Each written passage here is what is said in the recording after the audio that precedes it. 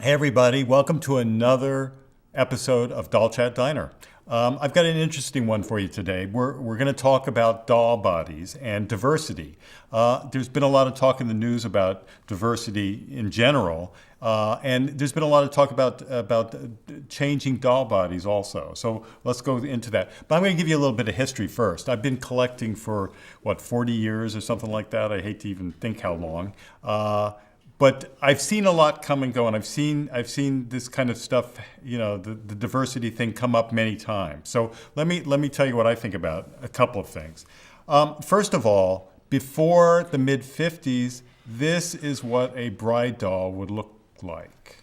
This is a Horseman vintage doll, but as you can see, it represents a bride doll. This is a toddler doll. This is a little girl doll, toddler. Flat chest, flat feet,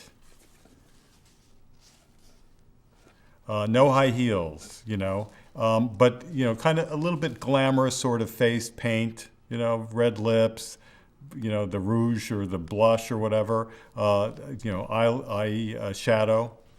But this was what a bride doll was. A bride, a little girl dressed as a bride, and this was common.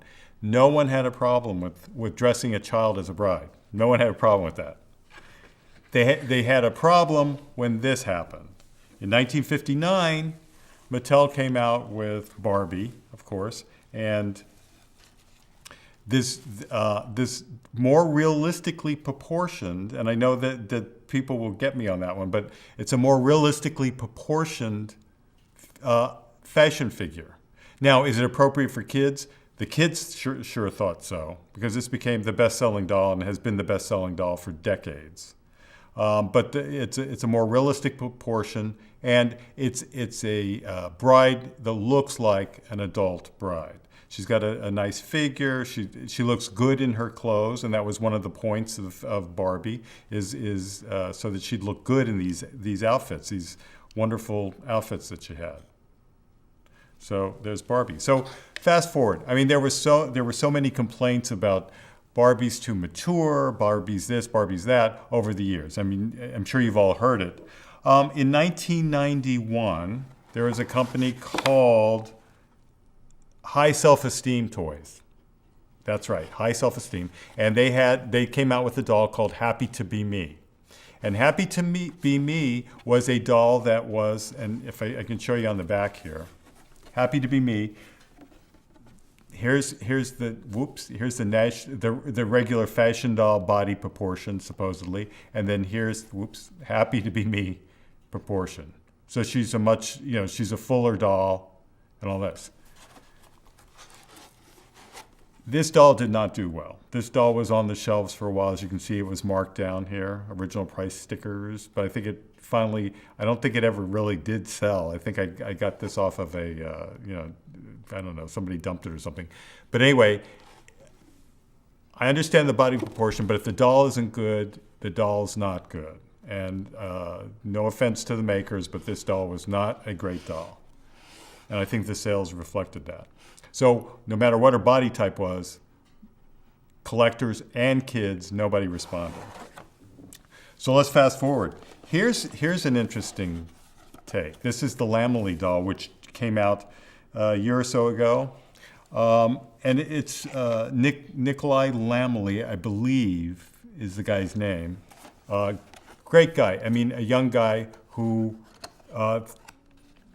also felt that there wasn't enough body diversity in dolls, in fashion dolls. And he came up with a doll that was supposed to represent, or represents, a typical 19-year-old. So she's not the normal fashion doll figure, and she's not the normal fashion doll proportion. Nicely made doll. She's, she has a lot of movement. She's jointed and all this.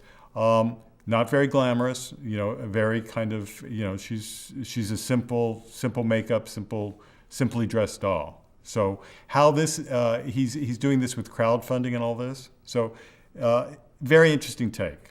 So how well this is going to do remains to be seen. They're also doing a guy with a dad bod. So it's what's supposed to be a normal male body also. So interesting.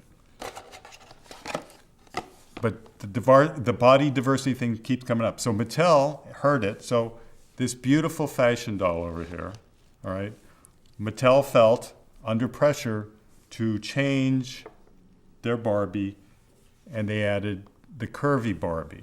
Now, nicely sculpted, but the doll has hips, and she has, thighs, and she's not the normal. She's a little fuller in the arms, you'll see. She still has a long neck, and she still has that Barbie face. Here she is. There's another version of her in the box. She looks a little thicker in the waist and the hips in this one, but nicely done.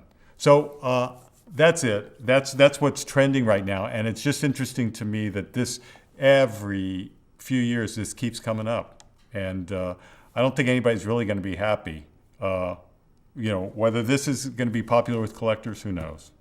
Anyway, let me know what you think, and be sure to check out our YouTube channels. And thanks very much for watching.